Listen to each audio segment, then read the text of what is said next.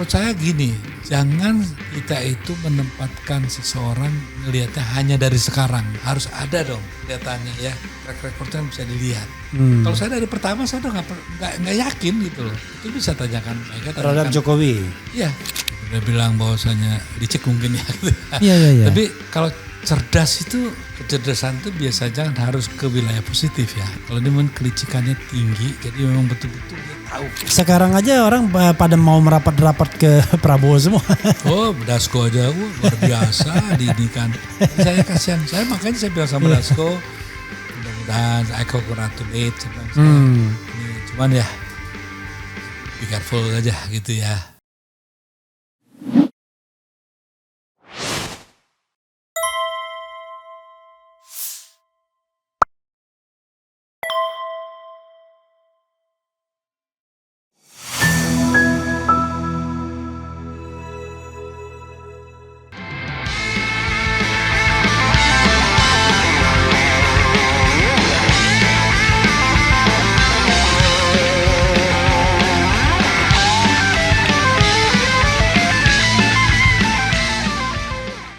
Jadi kalau dari perbincangan ini kan gini, saya berpikir ya awalnya ini sebelum ketemu Mas Eros, karena saya juga tidak tahu sejarah ini. Gitu.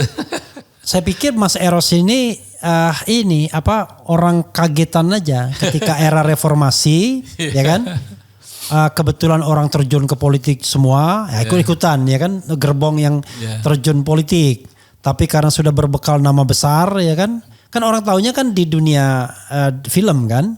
Berbekal nama besar, pernah juga sukses di Detik ya, tabloid Detik. Wah ini mumpung terbuka gitu. Jadi tidak datang sebagai seorang yang punya ideologi, tapi ya datang sebagai orang yang ingin ikut rame-rame.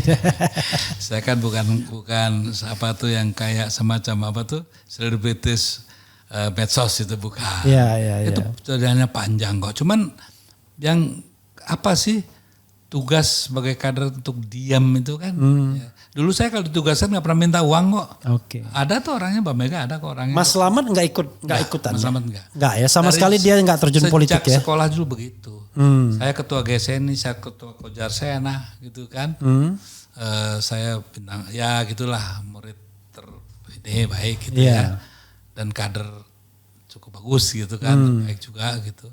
Dan saya memang saya justru sering bergaul sama orang tua gitu ya. Sedangkan saya dalam umur, contohnya kenapa umur saya dalam 31 sudah pimpin komisi politik. Karena dari sejak saya itu memang pergaulan saya sama orang tua semua gitu. Om Subarjo, siapa. Ya itu pendiri partai kan orang tua semua. Pak Sujatmoko, ya para yang dikenal-kenal itu, Bang Ali Sadikin segala begitu. Tuh yang disebut itu generasi sekarang nggak ada yang tahu. Nggak ada yang tahu. Jadi Subarjo itu Ahmad Subarjo ya. Ya. Gitu. Jadi banyak hal-hal juga yang memang tidak perlu. Buat apa sih? Saya kan punya prinsip, ya kan. I have to know about you. I have to know everything about you. But you don't have to know. About me at all if necessary gitu. Iya. Kalau buat apa? Saya harus tahu siapa Anda semuanya, tapi Anda nggak perlu tahu siapa saya semuanya. Dan buat apa saya juga, ini contohnya nih di Kemelut sekarang ya. Kenapa Mas harus gini aja loh? Memperjelas di sekarang itu satu kebodohan di satu wilayah nggak jelas semua gitu kan ya. Sedangkan buat saya kan satu. Kalau saya suruh milih, saya milih merah putih kok. Dari PDIP, Golkar, apa semua itu saya pilih merah putih. Makanya lagu saya terakhir itu kan salah satu ekspresi dari kekesalan saya gitu ya. Kepada para politisi dan pemimpin negeri yang gak berterima kasih ya. Pemberian Tuhan yang begitu Mas dahsyat. Eros, ada satu yang kadang-kadang dalam politik kita gak bisa dikompromikan ya. Antara Islam dan nasionalis. Ya, antara so-called disebut politik kanan dengan politik yang kiri, menengah kiri. Bahkan dari dulu ya begitu-begitu aja. Unfortunately, kadang-kadang yang menyatukan itu pragmatisme aja, atau petualang yang menyatukan, atau uang yang menyatukan. Dan kadang-kadang selalu begitu, ya kan? Misalnya kalau kita bicara tentang Amin Rais dulu, kan tidak pernah bisa kelompok kiri diyakinkan bahwa Amin Rais itu akan menjalankan politik yang jauh lebih nasionalistik misalnya. Dia memake up dirinya sedemikian rupa dengan PAN dan lain sebagainya, tetap aja. Ya kan, Amin Rais. Sekarang barangkali generasi yang lebih muda Anies Baswedan. Dia mau 5 tahun di Jakarta, ada BOTI, bantuan operasional tempat ibadah dan lain sebagainya. Dia didukung oleh kelompok-kelompok non-muslim misalnya. Tetap saja yang diingat adalah pas saat kampanye itu, bukan yang 5 tahunnya. Tapi sebaliknya golongan Islam kelihatannya selalu alergi dengan PDIP. Kan begitu ya. Kenapa? Itu satu. Yang kedua, sekarang kita dihadapkan pada situasi sangat mungkin yang menjadi oposisi itu hanya PKS dan PDIP. Atau jangan-jangan PDIP sendiri. Tapi paling dekat dengan PKS. Ya kan? Kalau PKB, Nasdem sudahlah ya kan. Diancam sedikit udah mundur. Karena memang ada masalahnya. Pendapat Mas Eros? Ya pengkaplingan ini ya. Kalau menurut saya salah jendelanya gitu. Kalau jendelanya simbol ya begini memang. Kan semuanya serba simbolik gitu kan. Bukan substansinya yang dipersoalkan. Yeah. Ya, sudah begitu mengakar luar biasa sehingga simbol dijadikan seolah substansinya gitu kan. Pokoknya kalau yang merah-merah gini sedikit, kalau merah aja nih itu pasti PDIP. Yeah. Padahal merah itu bisa cabai juga. Yeah. Kan?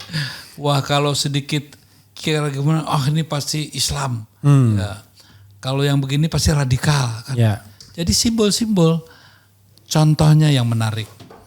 Kalau memang pendekatannya ideologis, aneh kan seorang Anies Baswedan yang dikatakannya sangat radikal Islam atau Islam yang agak garis keras itu, menandatangani masalah kepercayaan dimasukkan di masalah sejak Menteri Indonesia berdiri gitu ya, kan baru si Anies ya, yang sebagai menteri dia menulis menyetujui kepercayaan itu dimasukkan juga ke dalam.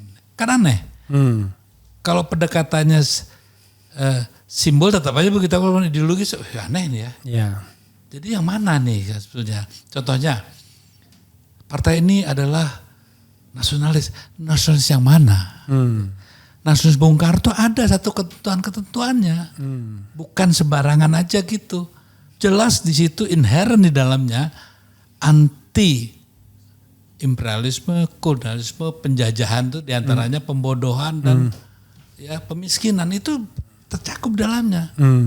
Kalau tidak mengandung ini partai itu gugur sebagai pengemban itu loh. Nah tapi kalau simbol kan tetap. Yang penting anak-anaknya pada pakai kaos gitu, gambar Bung Karno, ini merah ya itu aja kan.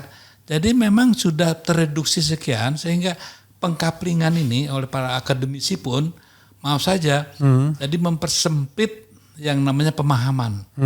Jadi jangan juga disalahkan rakyat. Ini para akademisinya justru banyak yang tidur gitu ya, yang males gitu ya, sehingga pengkaplingan yang pragmatis itu menjadi nyata. Sehingga yang namanya pencitraan itu menjadi realita itu ya terjadi didukung oleh pendekatan-pendekatan di dunia keilmuan juga yang seperti itu. Contohnya di dalam kalau kami sebagai muridnya Bung Karno tuh ya tidak harus mendikotomikan antara agama dan nasionalisme. Seorang nasionalis Bung Karno pasti dia berketuhanan dan agamis itu. Tapi seorang yang agamis belum tentu nasionalis, karena masih ada internasional ini ya kan. Ya, jadi tidak perlu. Jadi kalau ada orang bilang katakan kita nasionalisme yang religius, berarti nggak ngerti ajaran Bung Karno itu, ngerti ya? Ya, seorang Marhainis pasti dia berketuhanan, pasti dia berreligi, gitu kan? Kan untuk mengekspresikan ketuhanannya kan di institusi keagamaan kan. Jadi aneh kalau sekarang pemisahannya itu sangat disederhanakan oleh para akademisi. Gitu. Istilahnya kan gini, agamis, nasionalis, sosialis atau komunis kan gitu. Ya kan? Nah kok begitu, sedangkan kami tidak mau menganut seperti itu. Ya, tapi karena pemisahan pengkotakan ini diharuskan oleh para akademisi, terjadilah itu. Padahal tidak ada itu ya. Makanya apakah NU nasionalis? Ya nasionalis lah. Dalam konteks yang mana? Nah, konteks satu yang seperti yang Bung Karno bilang kan. Nah, Bung Karno sendiri kan kader, dia kan orang Muhammadiyah, meninggalnya pengennya dikubur ya jenazahnya. Kok bisa-bisanya sekarang kalau orang PDIP gitu sekarang kan lihat orang Muhammadiyah tuh kayaknya musuh kita gitu. Oh iya. HMI musuh kita. Ini kan penyempitan akhirnya. Musuh kita itu yang jelas satu, yang tadi itu ya. Ya, satu pengusaha negara tuh ya kaum kapitalis, serakah, kaum imperialis, kaum untuk yang ngerusak pemiskinan tuh ya. Pemiskinan bukan kemiskinan ya. Pemiskinan. Pemiskinan. Di sini kan kemiskinan yang dimasalahkan. Kemiskinan kan disayaan. Kalau pemiskinan itu satu tindakan langkah politik ekonomi gitu ya. Nah, kemudian juga masa pembodohan. Ini kan juga satu hal yang harus kita tentang sebagai kaum Marhaenis.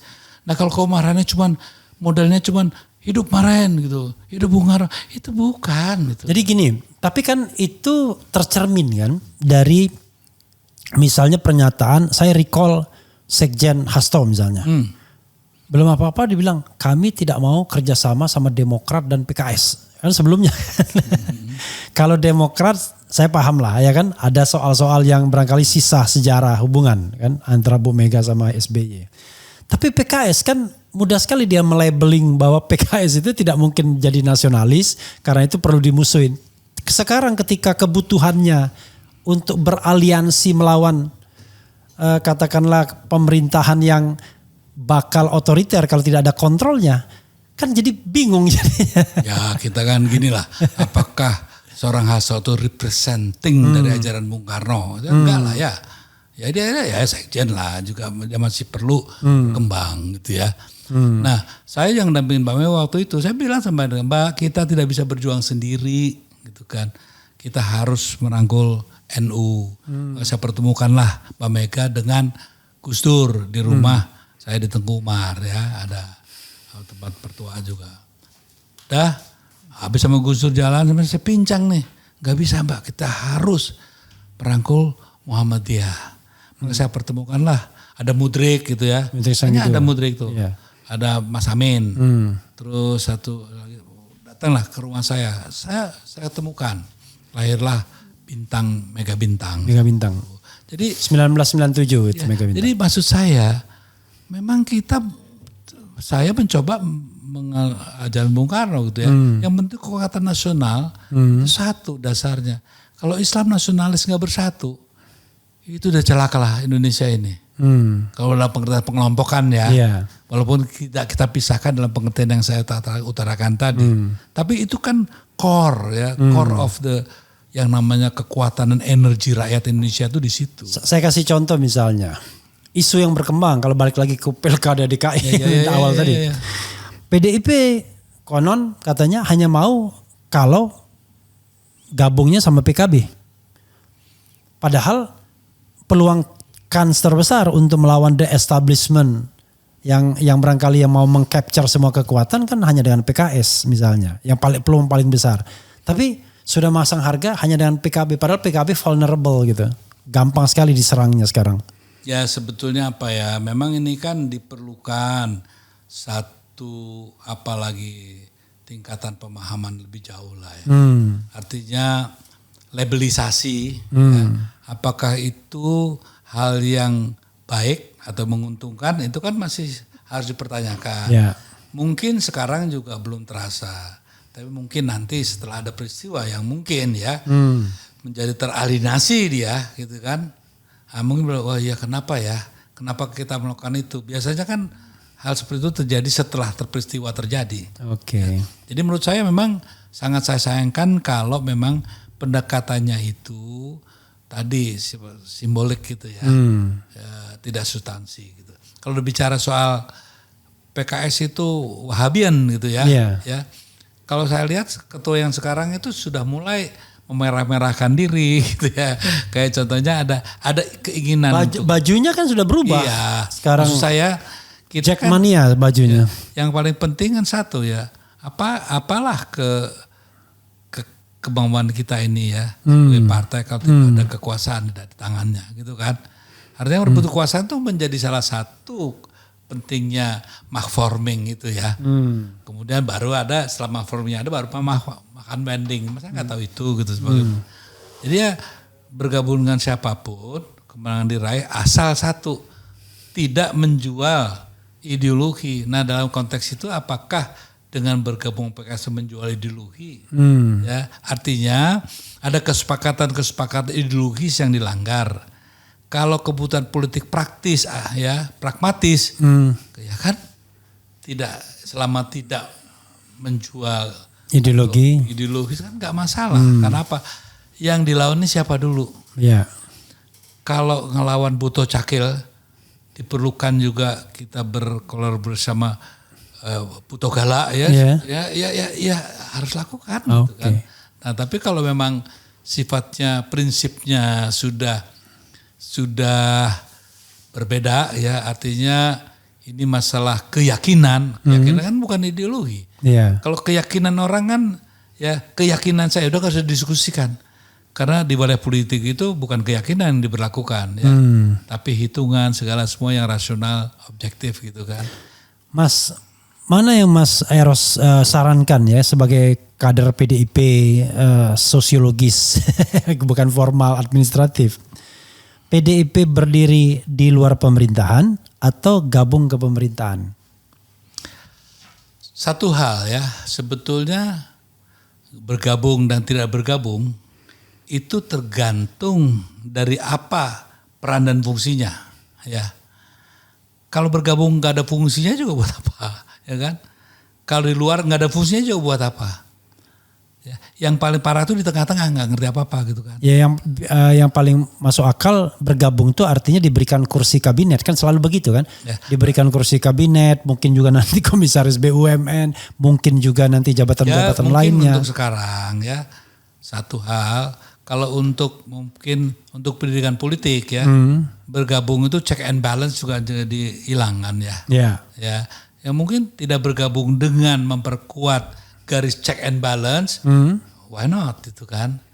Tapi kalau bergabung dengan kesadaran bahwa itu menghilangkan check and balance, ya terus gimana ini? Ya udahlah kita nggak usah pakai demokrasi lagi lah gitu ya. Jadi nggak usah sok ngomong demokrasi, ayo kita bicarakan nantinya satu harinya ada satu partai aja lah, nggak usah banyak partai. Oke, jadi maksud Mas Eros ya kalau kebutuhannya check and balance ya harusnya nggak bergabung gitu ya? Ya kalau check and balance ya dengan benar nggak apa-apa juga kok gitu ya. Kalau menurut saya, setahu saya sampai hari ini I might be wrong ya. Tapi mungkin ada yang lebih tahu dari saya tentang PDIP ya silahkan. Kalau menurut saya Mbak Mega tuh nggak punya masalah apa-apa yang mau Bowo ya. Rasanya nggak pernah tuh Gerindra atau Bowo dimasalahkan itu.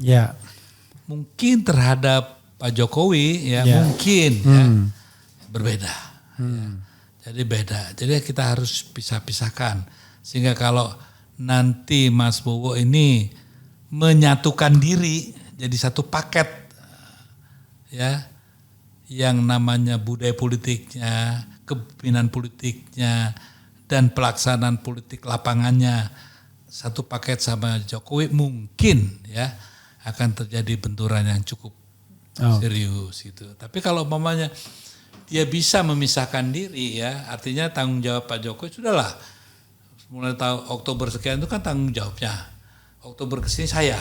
Jadi jangan dong digandeng aku sama dia. Itu mungkin ya akan ada baiknya. Yang kita dorong supaya Pak Presiden akan datang ini berani mengambil keputusan seperti itu.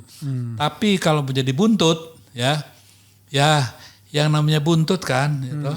Ya kepalanya begini, buntut kan nggak lebih keras itu. Ya sangat disayangkan lah. Artinya ya buat apa capek-capek ya.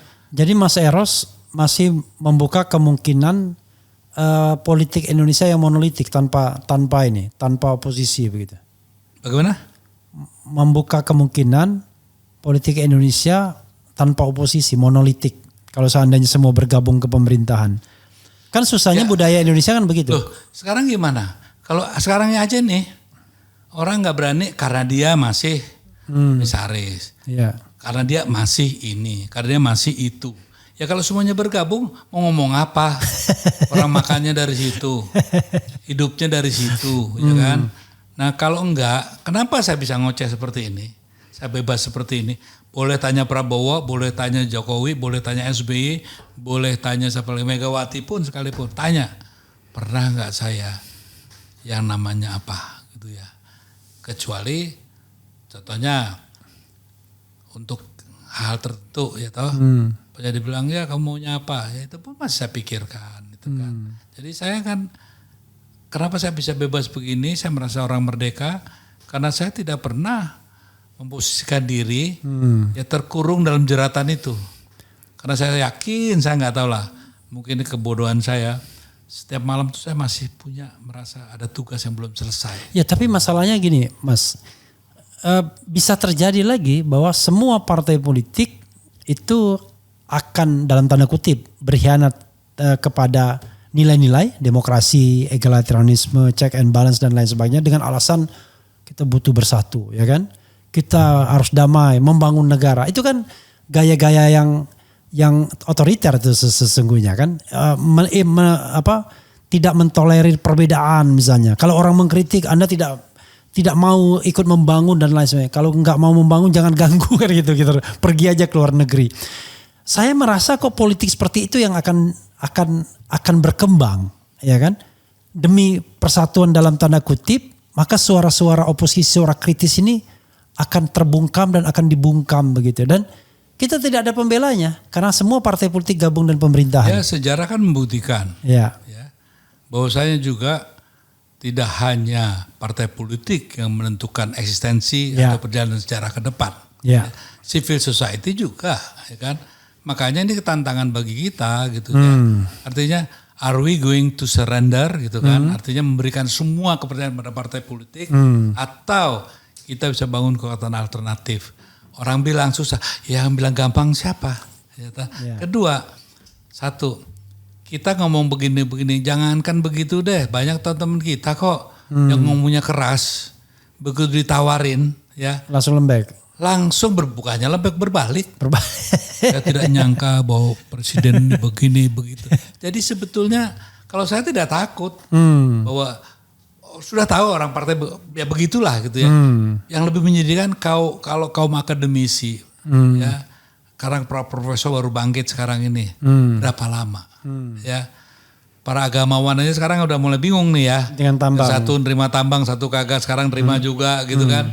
Ya, jadi hal ini yang sebetulnya menjadi pemikiran keprihatinan saya yang lebih dalam daripada kelakuannya para politisi ya di partai-partai. Karena memang sudah semacam bangunan yang kita tahu hasilnya minimum 70% bisa ditebak. Iya, maksudnya artinya kan secara individual Mas Eros kan memang tidak punya kekhawatiran, ya kan? Karena tidak punya ketergantungan baik secara ekonomi, politik, sosial kan kepada siapapun. Tapi kan kita bicara tentang generasi ke depan yang barangkali masih bergantung secara ekonomi, negara ini baik atau enggak, ada kerjaan apa enggak, secara politik juga begitu, secara sosial juga bergantung kan. Kalau kita ngomong pribadi kan struggle, kita bisa struggle sendiri. Tapi kan banyak orang-orang yang tidak memiliki kemewahan. Makanya itu. Saya senang Anda nanya gini. Ya. Saya senang.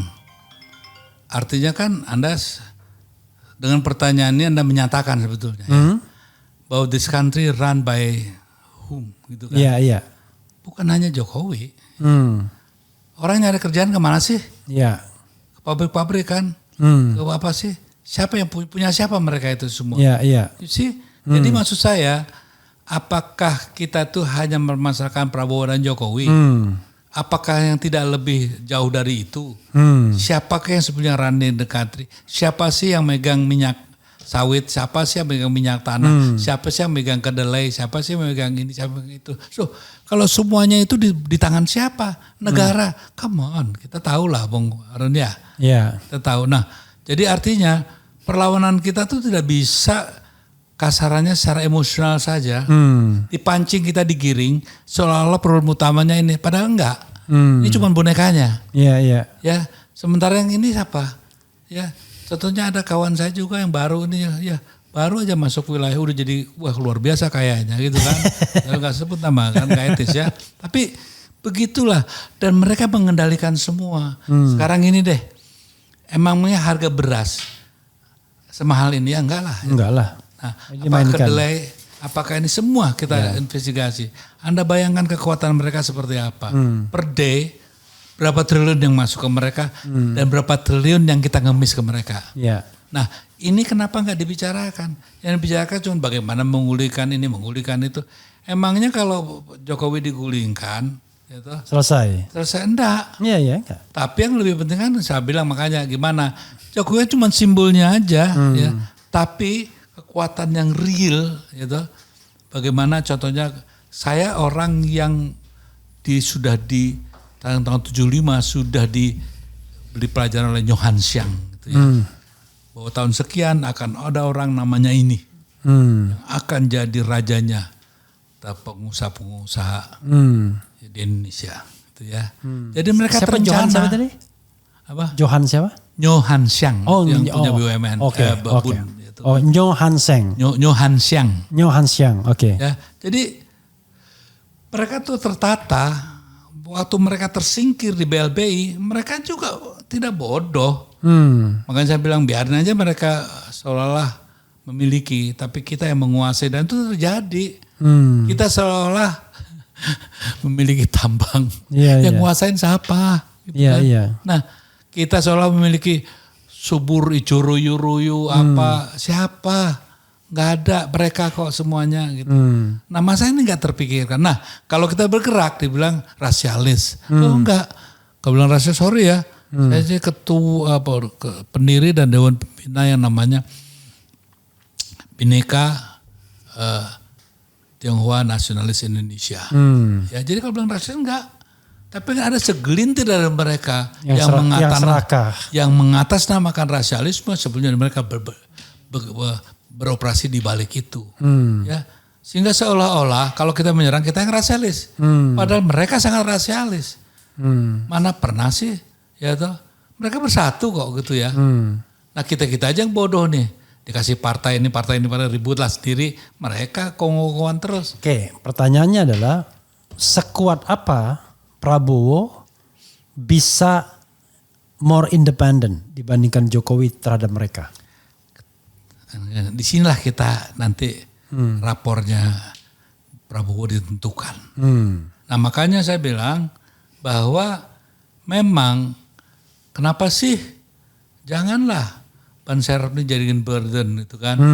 Siapa sih Gibran itu kan ya. Iya. Ya kan, tapi kita sekarang mau apa ini gitu.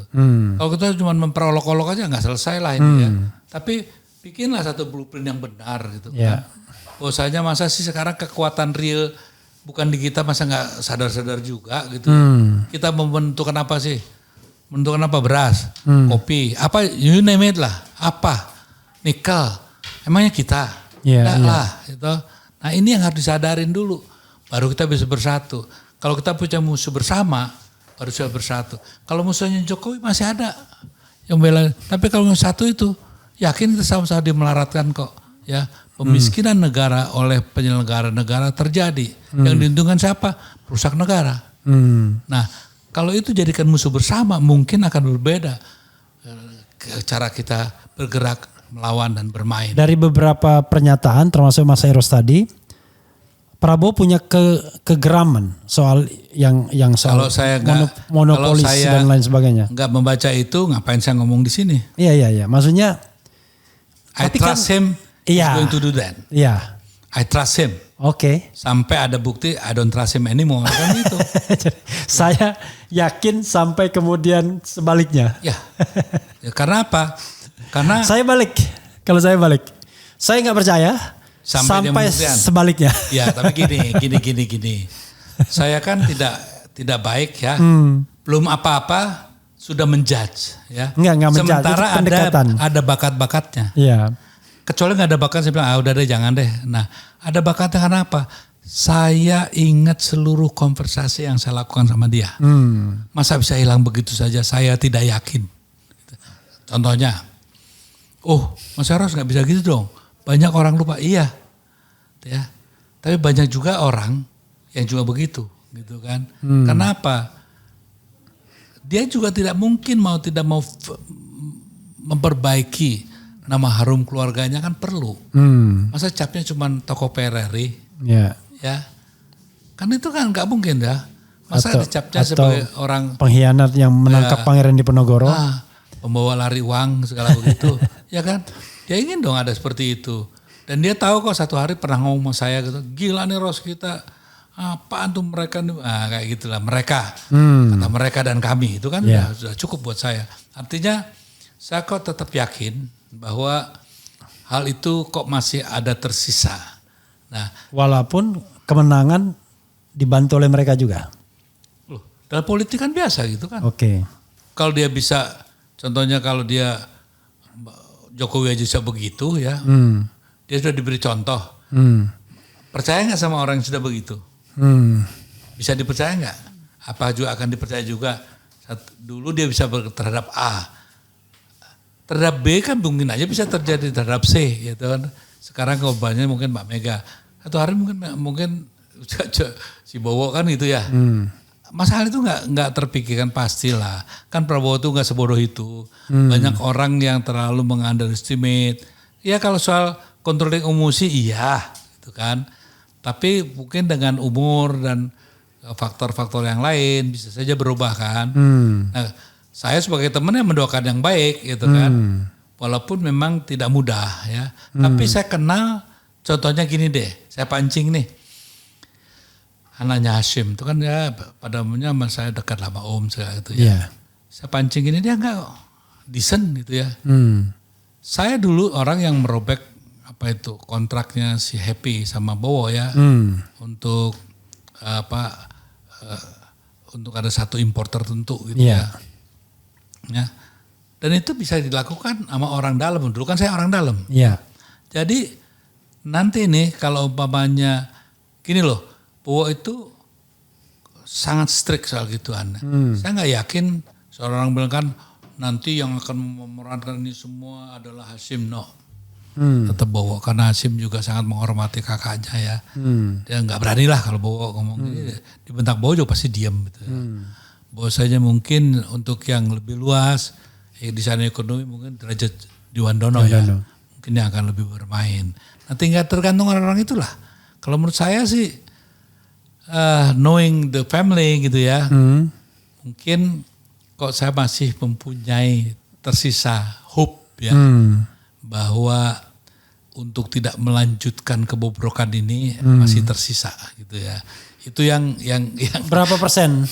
Ya seperti saya bilang kan, 60%. 60% itu ada gitu ya. Tinggal dia turun ke bawah apa turun naik ke atas. Kalau turun ke bawah ya 49, Anda bahkan turun terus ke bawah 30 gitu. Oke, kalau saya nggak peduli apakah Prabowo nanti akan berjalan sesuai dengan keyakinan kita, baik Mas Eros atau saya, tapi yang penting adalah kita yang harus bergerak untuk menjaganya. Itu lebih penting menurut saya. Ngapain kita juga determinasi gerakan kita kan tidak ditentukan oleh angka yang dia akan tampilkan, tapi bagaimana justru sekarang menggalang teman-teman kita yang yakin tanpa harus kebencian dan marah-marah yang nggak bermutu itu gitu ya. Tapi bagaimana kita duduk bersama ya di satu pemahaman dulu gitu. Ini mau aja kemarin aja kita duduk bersama ya. Lihat aja kayak begitu ya. Tapi yang jadi masalah begini. Kan kita kan ingin coba misalnya kita balikin. Misalnya kalau melihat tren pemerintahan sekarang.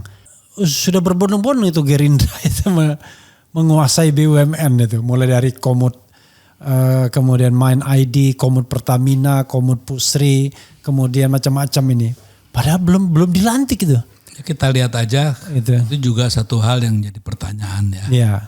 Karena memang juga apakah itu juga kesadaran bahwa memang dilakukan oleh rejim yang lama. Ya, sehingga untuk wipe out gitu ya. Karena yang berkuasa tidak mau dikendalikan oleh, ini dia menunjukkan di koin yang lain melihatnya bahwasanya menghapus bayang-bayang atau bayangan Raja Lama itu mungkin salah satunya dengan upaya itu. Siapa tahu. Atau membangun keserakahan baru itu kan satu hal yang masih jadi pertanyaan. Sehingga menurut saya memang ini satu pertanyaan yang cenderung mengkhawatirkan, ya.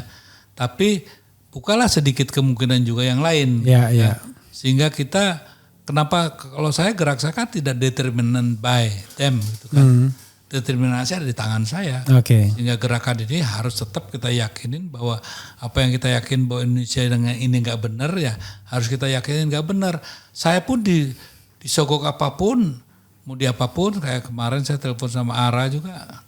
Saya bilang, it's your personal problem saya cuma ini kok, saya bilang gitu ya. Jadi kita harus pisah-pisahkan lah, ya.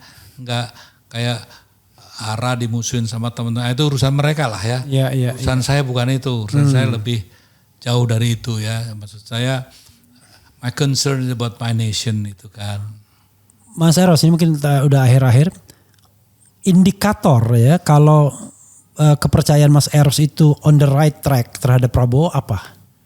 Ada 1-2 you name it mungkin. Berapa ada 1-2 indikator yang kemudian ini jelas nih arahnya. Misalnya di mana?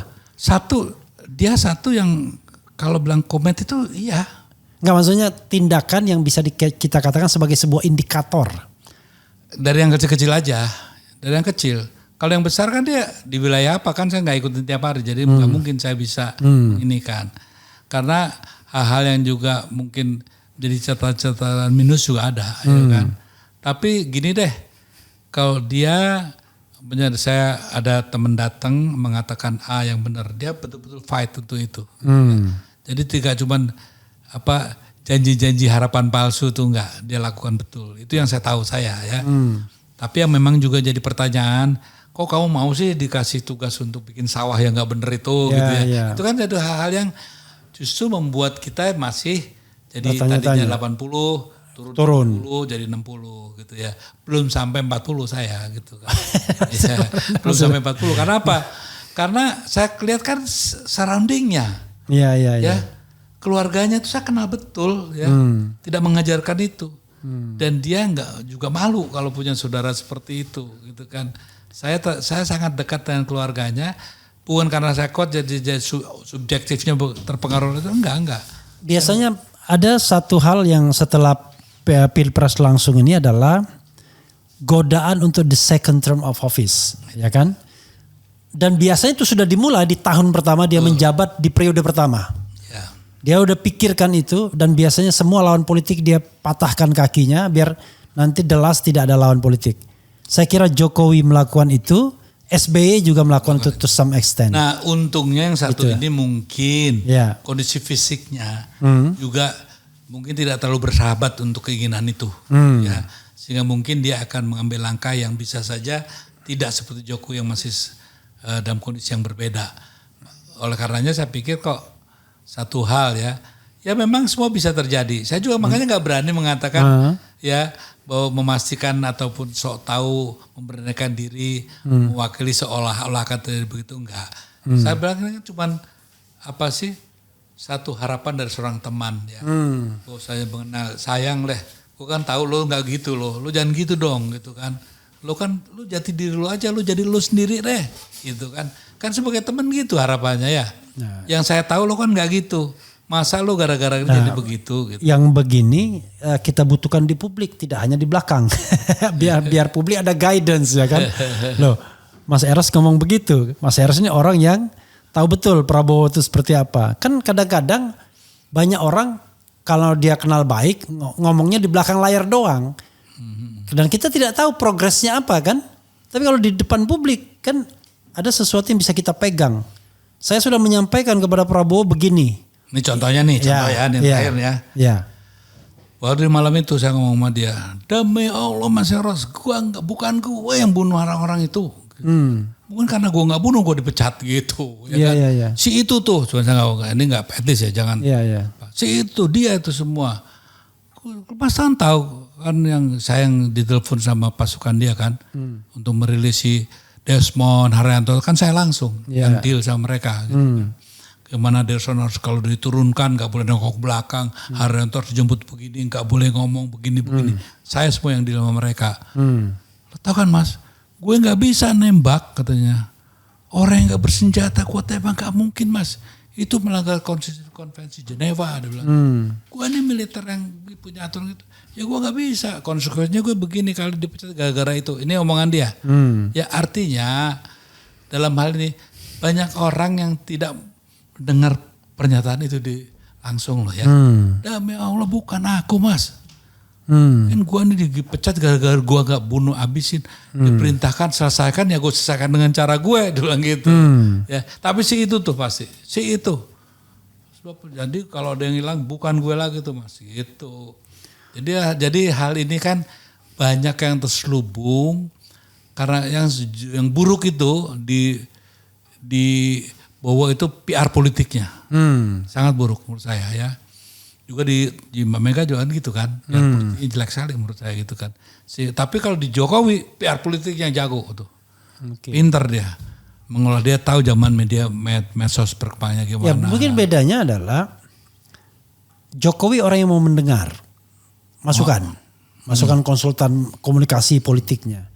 Tapi Mbak Mega sama Prabowo orang yang tidak mau mendengar orang lain. Ya saya rasa itu salah satu juga hal yang. Atau orang gak berani menyampaikan. Ya yang ini kan satu. Sebetulnya apa ya. Ya sebenarnya saya gak enak. Ini kan presiden kita pun masih presiden kita ya. Ya. Sebenarnya bilang bahwasanya licik mungkin ya. Gitu. Iya. Tapi kalau cerdas itu ya. Kecerdasan itu biasanya kan harus ke wilayah positif ya. Iya. Kalau dia memang kelicikannya tinggi, jadi memang betul-betul dia tahu gitu. Walaupun dia punya kartu as, dia bilang, wah kok kartu saya cuma 2 semua nih. Iya. Gitu.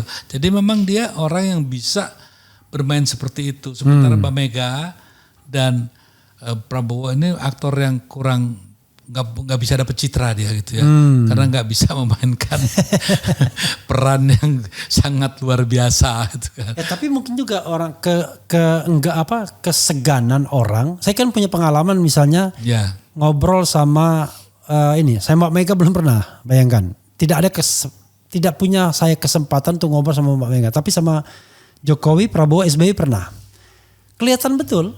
Ya. Kalau Jokowi itu orang yang kita ngomong panjang pun dia dengerin. Iya. SBY dia ngomong duluan panjang-panjang baru kita sedikit. Nanti dia lagi gitu panjang. Prabowo kita mikir-mikir ini orang lagi happy nggak? Iya. Kalau kita mau ngomong itu nggak bisa anytime, tergantung moodnya dia. Kan susah kalau ada pemimpin yang misalnya saya kita kasih masukan. Paham ya memang ini. Satu apa ya, nggak tahu negeri ini punya dosa apa gitu ya. Iya. Kok setiap ada pemimpin baru ya pasti ada hal yang enggak gitu ya. Contohnya apa? Di saat itu juga negara yang begini besar, Gus Dur yang waktu masih dalam keadaan kurang sehat gitu ya, bisa jadi presiden kan. Lalu orang yang maaf aja yang ya menurut saya sih pengalamannya seharusnya belum mencukupi gitu ya. Dia learning by doing itu kan dia lakukan ya. Tapi pada saat jadi presiden pertama kan kayak Pratikno. Kan Anda juga pernah jadi staf susnya. Iya 4 bulan. Kan? 4 bulan. Iya banyak blendernya kan kayak gitu. Saya juga membantu dia cukup baik gitu ya. Tapi ya sudahlah. Menurut saya gini. Jangan kita itu menempatkan seseorang ngelihatnya hanya dari sekarang. Gitu ya. Harus ada dong kelihatannya ya. Track recordnya bisa dilihat. Kalau saya dari pertama saya udah nggak yakin gitu loh. Itu bisa tanyakan oleh Mbak Mega. Terhadap Jokowi. Iya, saya nggak yakin. Karena apa? Karena menurut saya karena juga belajar masalah acting segala gitu kan. Saya lihat ada hal-hal yang tulus, yang tidak, apa kan bisa terbaca dengan baik gitu kan. Dan saya tanyakan kepada orang dekat saya, cara saya menyelidikin orang kan tidak langsung gitu aja. Saya selidikin ininya apa. Orang pegawai dekat-dekatnya, teman dekatnya, semua saya sudah rekord semua. Sehingga saya bilang sama Mbak Mega, please ma, be careful gitu. Dan hari pertama aja dia sudah lonely ya. Waktu dia memberikan kekuasaan itu kan jam 7 pagi yang 2014 itu kan. Wah semua pada kumpul di Kebagusan. Baru jam 8 aja semua udah kosong. Yang tinggal anak saya, terus apa itu, si Rini sama Kapolri yang dulu tuh orang Banten tuh ya. Mana yang lain semuanya udah ngiriin Jokowi. jadi memang. Dan itu khas Indonesia kan. Sekarang aja orang pada mau merapat-rapat ke Prabowo semua. Oh, Dasko aja luar biasa diinikan. Saya kasihan, makanya saya bilang sama Dasko, mudah-mudahan I congratulate, saya bilang ini cuman ya be careful aja gitu ya. Ya saya bilang. Apalagi kalau orangnya masih muda, masih ganteng, masih apa, itu godaannya lebih banyak lagi. Iyalah. Jadi kaya, berkuasa, gagah, ganteng, bahaya itu. Itu. Mas Eros, ini terakhir ya, cuma trivia pertanyaan ringan. SBY atau Mega? Untuk apa? Milih aja. Preferensi. SBY atau Mega? Ya. Dalam konteks apa?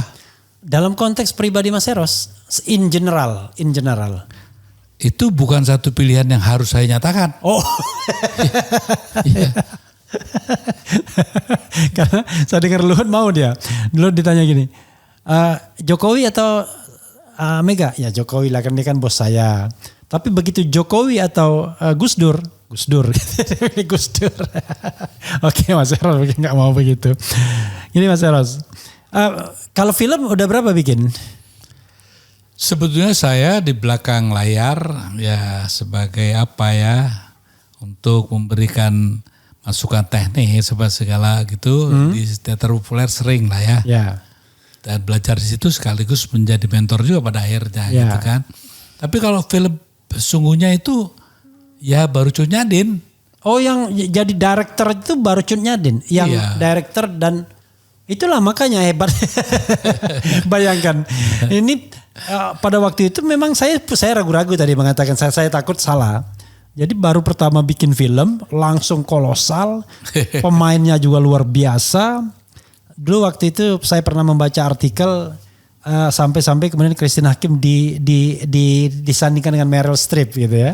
Wah ini apa? Nah, gini Bang Arun. Anda percaya apa enggak ya? Makanya saya tuh nggak pernah bilang bahwa Cut Nyadin partai berlalu mengangkat diri dibilang legend begini. Saya diam-diam aja. Gini, ini sejujurnya ya.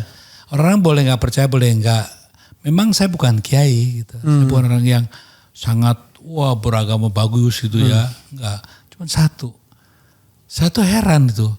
Saya kalau ada gitu saya cuma minta satu sama yang di atas. Makanya bos saya kan yang di atas. Iya. Dan itu kekuatan tuh datang. Dan saya gunakan use me gitu. God use me gitu. Saya selalu itu. Makanya waktu kenapa saya masalah badai pasti berlalu dicolong begini begitu saya diem aja gitu. Karena sebenarnya saya tuh tidak mau begitu juga famous yang diberikan oleh Cut Nyadin sangat biasa-biasa aja. Di rumah saya tuh nggak ada tuh citra satu pun saya simpen gitu kan. Karena apa? Kayak menurut saya nggak mungkin sih. Saya umur saya waktu 2026 ya.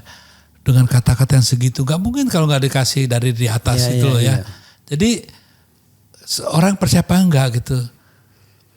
Kecuali Anda salah ya memilih Tuhan. Iya.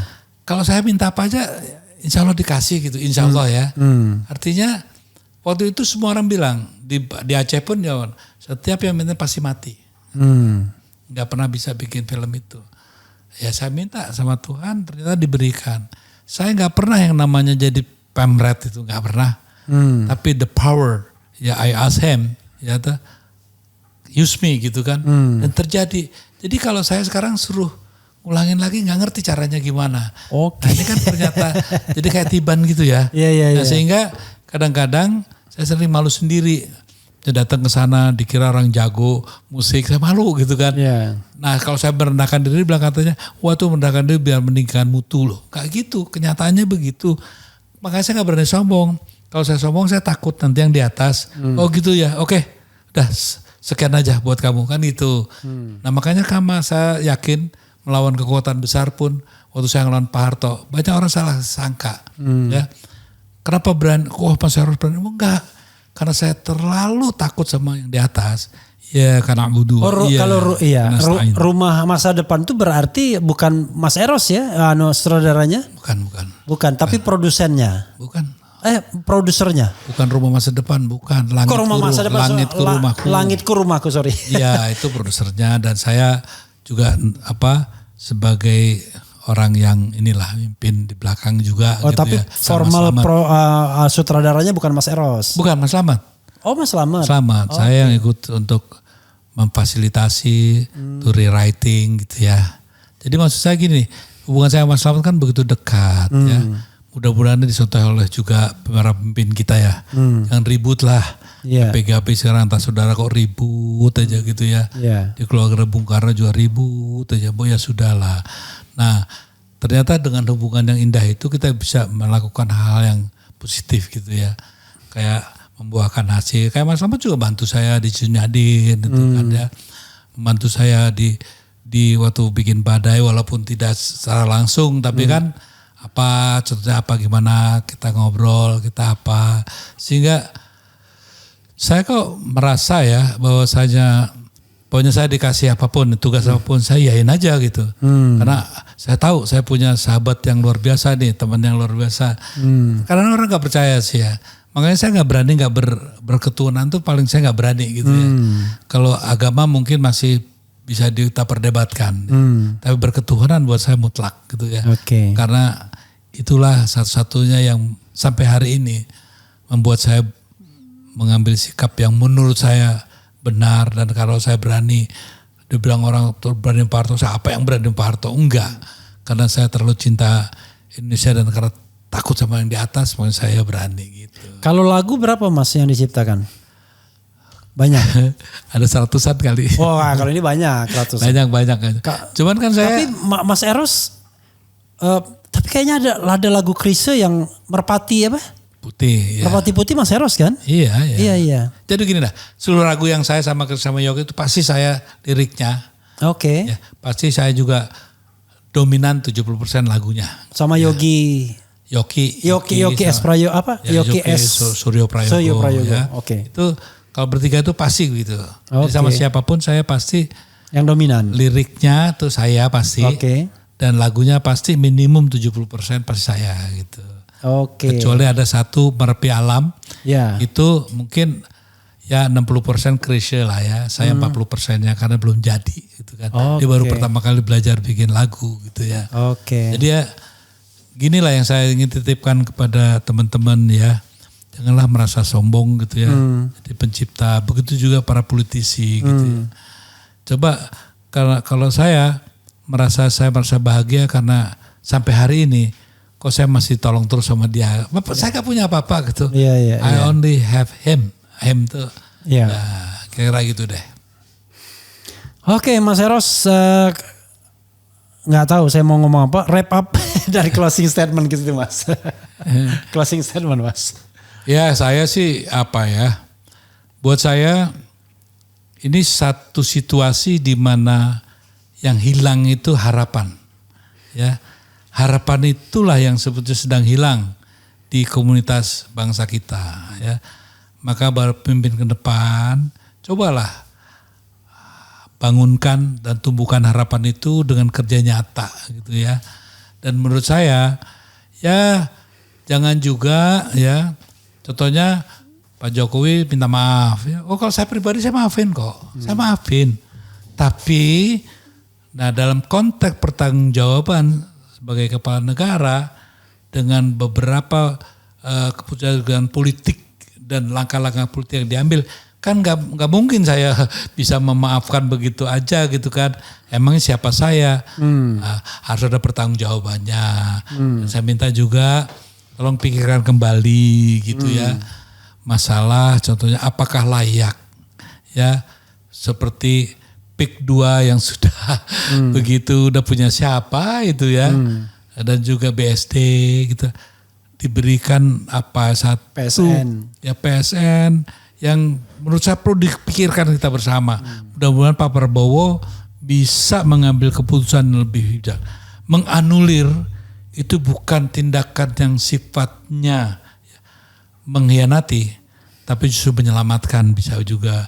Apalagi masalah IKN gitu ya. Jadi masih banyak lah.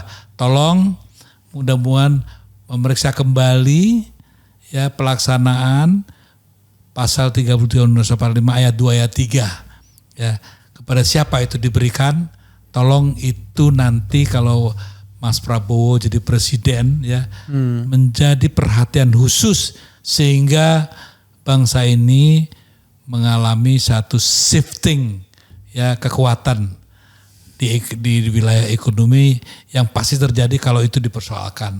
Saya rasa itu yang paling penting saya titipkan, dan mudah-mudahan kita tetap sudahlah, tidak usah lagi kita cengeng gitu. Apapun yang dilakukan oleh mereka, satu, kita harus tetap bahwa komitmen kita untuk tetap berpegang pada pendirian kita di saat reformasi. KKN itu mutlak, tidak perlu kita bela lagi gitu ya.